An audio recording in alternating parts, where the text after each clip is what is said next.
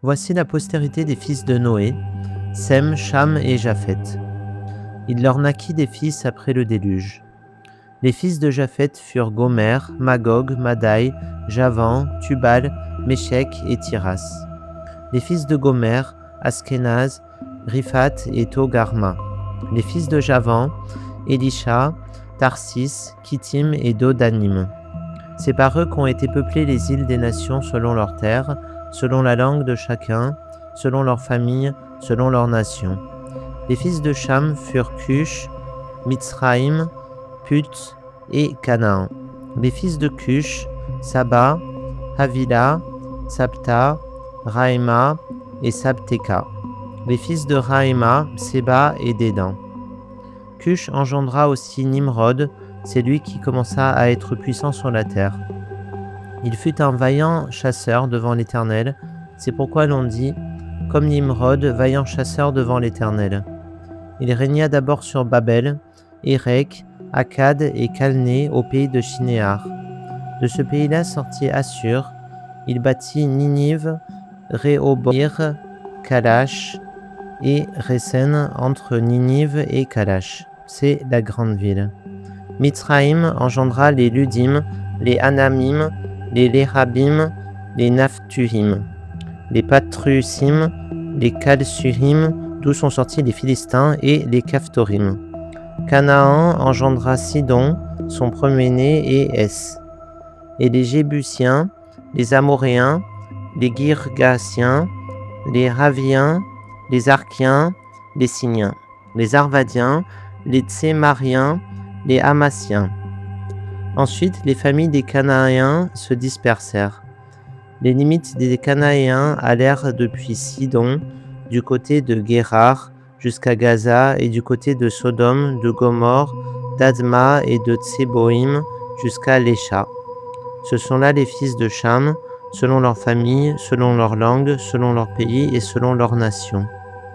Il naquit aussi des fils à Sem, père de tous les fils d'Héber, et frère de Japheth l'aîné.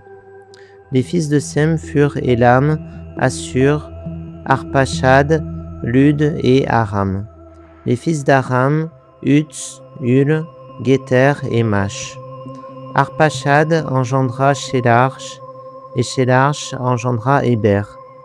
Il naquit à Héber 2 fils, le nom de l'un était Péleg, parce que de son temps la terre fut partagée, et le nom de son frère était Joktan. Joktan engendra Almodad, Shélef, Atsarmavefs, Gérard, Admoram, Uzal, Dikla, Obal, Abimaël, Séba, Ophir, Avila et Jobab. Tous ceux-là furent fils de Joktan. Ils habitèrent depuis Mécha du côté de Séphar jusqu'à la montagne de l'Orient. Ce sont là les fils de Sem, selon leur famille, selon leur langue, selon leur pays, selon leur nation. Telles sont les familles des fils de Noé, selon leur génération, selon leur nation, et c'est d'eux que sont sorties les nations qui se sont répandues sur la terre après le déluge. Voilà, donc on a de nouveau affaire dans ce chapitre à une généalogie très riche, très complexe des personnages bibliques. Donc c'est le deuxième chapitre comme ça où on a une liste assez complexe à lire, hein. Donc je vous le cache pas, ça a été très très dur à lire en première partie. Vous avez dû remarquer que j'ai un petit peu bafouillé sur quelques noms.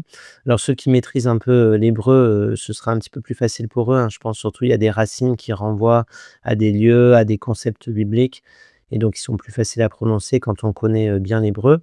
Moi personnellement, je suis quand même amateur, hein, dans le domaine et donc je pourrais pas faire d'analyse très poussée de ces noms et de ces lieux.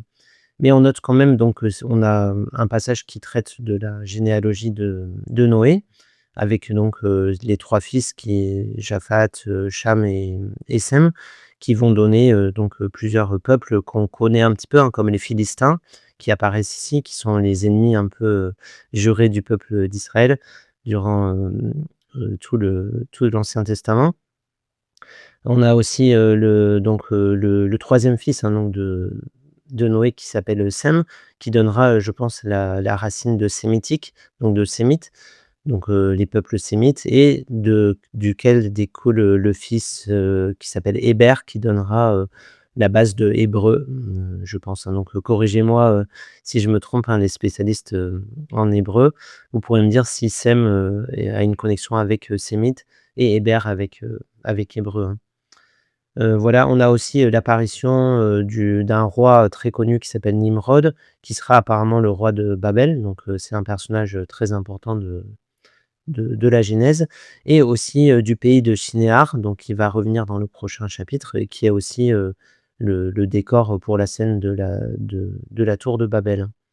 Voilà, pour faire un peu un parallèle avec, les premiers chapitres de la Genèse, on retrouve ici encore une sorte de structure, donc une description de création de peuples, de lieux, qui sera ensuite reprise dans le prochain chapitre, avec une sorte de retour en arrière anachronique, hein. Donc là, on a une première, dans ce chapitre 10, on a une première ébauche, on va dire, de tous les peuples, de tous les lieux qui sont créés.